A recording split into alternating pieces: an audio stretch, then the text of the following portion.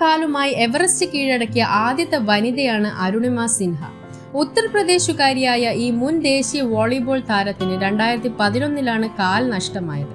ഉത്തർപ്രദേശിലെ അംബേദ്കർ നഗറിലാണ് സോനു എന്ന അരുണിമയുടെ ജനനം. 2011 തീവണ്ടി യാത്രയ്ക്കിടെ അരുണിമയെ മോഷ്ടാക്കൾ ആക്രമിച്ചു.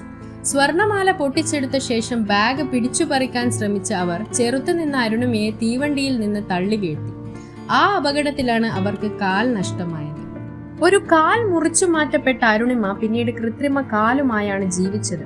വെല്ലുവിളിയുള്ള എന്തെങ്കിലും ജീവിതത്തിൽ ചെയ്യണമെന്ന് ആഗ്രഹിച്ച അവർ എവറസ്റ്റ് കയറാൻ തീരുമാനിച്ചു. പ്രമുഖ പർവ്വതാരോഹകയായ ബജേന്ദ്രി പാലിന്റെ കീഴിൽ പരിശീലനം നേടിയ അരുണിമ കൃത്രിമ കാലുമായി തന്റെ ലക്ഷ്യം പൂർത്തിയാക്കുകയും ചെയ്തു.